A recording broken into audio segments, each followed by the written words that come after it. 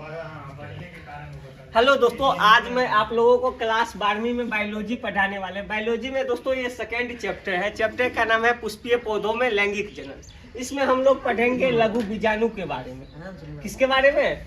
लघु बीजाणु के बारे में। तो लघु बीजाणु का अर्थ होता है परागकण, मतलब इसमें परागकण कैसे तैयार किया जाता है इसके बारे में ही पढ़ेंगे। लघु बीजाणु का मतलब होता है परागकण, और लघु बीजाणु जनन का अर्थ होता है परागकण का जनन।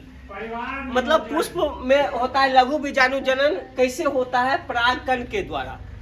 तो इसी के बारे में जानेंगे। बिहार बोर्ड में ऐसा क्वेश्चन पूछता है अपने बोर्ड एग्जाम में। जब हम पेपर दिए थे तो उस समय पूछा था। फर्स्ट क्वेश्चन पूछता है क्या? लघु बीजाणु जनन क्या है? ये 2 अंक में पूछेगा। उसके बाद लघु या दूसरा टाइप का क्वेश्चन पूछता है लघु बीजाणु जनन की संक्षेप व्याख्या करें। कितना नंबर में? 2 अंक। ठीक।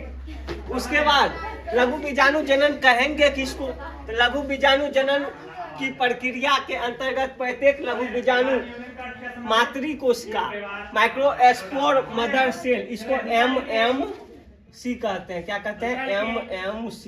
M से हो गया माइक्रोस्कोप, M से मदर, C से सेल।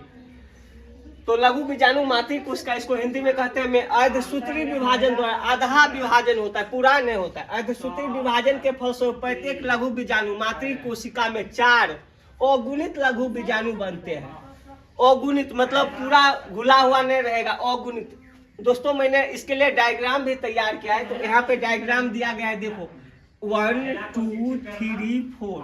लास्ट में 4 गो परागकण बनेगा। कितना परागकण बनेगा? 4 गो परागकण बनेगा। परागकण। इससे दोस्तों नीट एग्जाम में भी 2 अंक का ऑब्जेक्टिव आता है।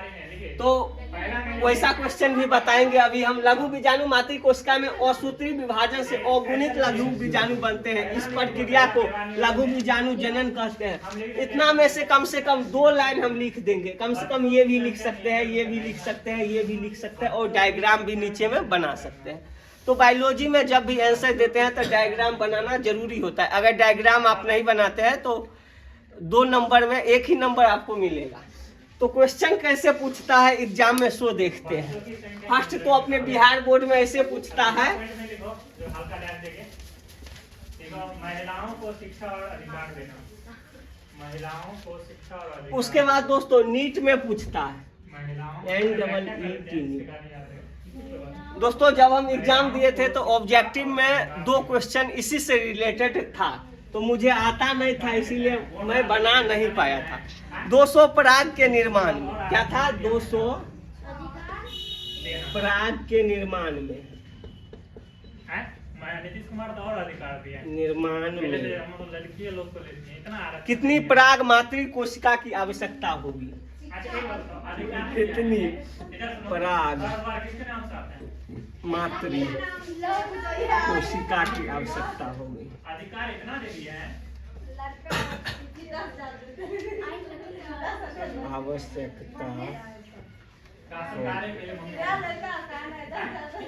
ऐसा क्वेश्चन पूछता है। तो ऑब्जेक्टिव में रहेगा ए में 50, बी में 100, सी में 4, डी में 200।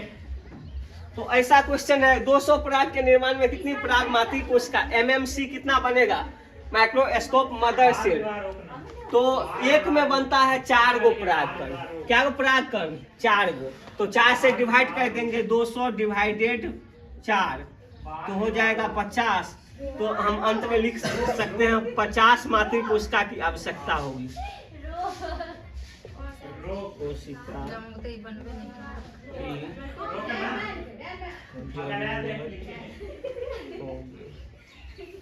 दोस्तों यही था आज का छोटा सा वीडियो। ये वीडियो आप लोग अगर फेसबुक पे देख रहे हैं तो वहाँ हमें फॉलो कर लीजिएगा। अगर यूट्यूब पे देख रहे हैं तो लाइक कर दीजिएगा। ये छोटा सा ही वीडियो था। ये वीडियो आपको कैसा लगा प्लीज़ मुझे कमेंट करके जरूर बताइएगा। फिर मिलेंगे किसी नए वीडियो में नए टॉपिक के साथ। तब तक के लिए विदा लेते हैं। जय हिंद, बाय बाय।